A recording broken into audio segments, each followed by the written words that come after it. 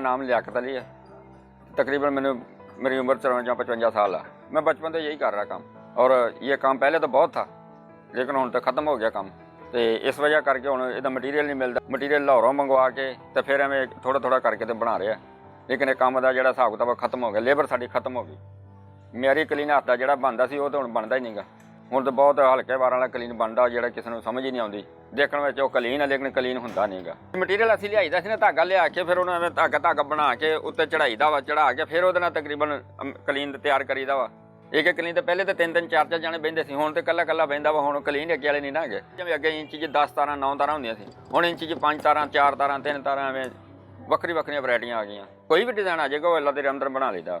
ਸਾਨੂੰ ਇੱਕ ਬੰਦਾ ਆਈਡੀਆ ਦੱਸ ਦੇ ਆਹ ਚੀਜ਼ ਬਣਾਉਣੀ, ਅੱਲਾ ਦੇ ਰਹਿਮਤ ਨਾਲ ਬਣ ਜਾਂਦੀ ਹੈ। ਕਲੀਨੀ ਮਸ਼ੀਨ ਤਾਂ ਨਹੀਂ ਨਾ, ਕਲੀਨੀ ਮਸ਼ੀਨ ਦੇ ਨਾਲ ਨਹੀਂ ਨਾ ਰਲਦਾ।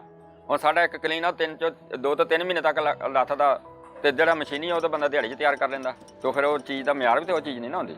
ਹੁਣ ਤਾਂ ਪੂਰਾ ਮਹੱਲਾ ਫੋਲ ਕੇ ਵੇਲੇ ਤੈਨੂੰ ਕਲੀਨ ਕਿਸੇ ਦੇ ਘਰ ਨਹੀਂ ਮਿਲੇਗਾ। ਲੋਕ ਕੰਮ ਛੱਡ ਕੇ ਹੋਰ ਕੰਮਾਂ 'ਚ ਵੜ ਗਏ। ਇਹ ਮੁਗਲ ਬਾਦਸ਼ਾਹ ਦੇ ਦੌਰ ਦਾ ਕਿਤੇ ਕੰਮ ਚੱਲ ਰਿਹਾ ਵਾ, ਲੇਕਿਨ ਹੁਣ ਤਾਂ ਅੱਲਾ ਖੈਰ ਕਰੇ ਉਹ ਖਤਮ ਹੁੰਦਾ ਖਤਮ ਹੋਗਾ। ਕੰਮ ਤਾਂ ਬੜਾ ਸੀ ਲੇਕਿਨ ਉਹ ਖਤਮ ਹੋ ਗਿਆ। ਹੁਣ ਜਿਵੇਂ ਕਲੀਨ ਦਾ ਮਿਆਰ ਆ ਉਵੇਂ ਕਲੀਨ ਦਾ ਰੇਟ ਆ। ਜਿੰਨੇ ਵਾਰ ਲੱਗਣਗੇ ਇੰਚੀ ਦੇ ਵਿੱਚ ਉਹਦਾ, ਜਿਹਦੇ ਜ਼ਿਆਦਾ ਵਾਰ ਲੱਗਣ ਜ਼ਿਆਦਾ ਰੇਟ ਆ, ਜਿਹਦੇ ਥੋੜ੍ਹੇ ਵਾਰ ਲੱਗਣਗੇ ਥੋੜ੍ਹਾ ਰੇਟ ਆ। ਵੱਡਾ ਕਲੀਨ ਮੇਰਾ 6 ਫੁੱਟਾ ਜਿਹੜਾ ਕਲੀਨ ਆ ਉਹ ਤਕਰੀਬਨ 18 ਤੋਂ 20 ਹਜ਼ਾਰ ਦਾ, 20 ਤੋਂ 21 ਹਜ਼ਾਰ ਦਾ ਇੰਨੇ ਕੁ ਦਾ ਵਿਕਦਾ ਵਾ।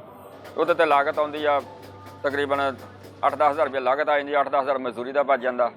ਨਵੀਂ ਨਸਲ ਆਈ ਨਹੀਂ ਗੀ। ਹੁਣ 300 ਰੁਪਇਆ ਦਿਹਾੜੀ ਸ਼ਾਮ ਨੂੰ ਕਮਾਵੇ ਕਾਰੀਗਰ, ਉਹ ਘਰ ਕੀ ਖੜੇਗਾ ਤੇ ਬੱਚਿਆਂ ਵਾਸਤੇ ਹੀ ਕਰੇਗਾ। ਇਸ ਵਾਸਤੇ ਇਹ ਕੰਮ ਜਿਹੜਾ ਤਬਾਹ ਬਰਬਾਦ ਹੋ ਗਿਆ।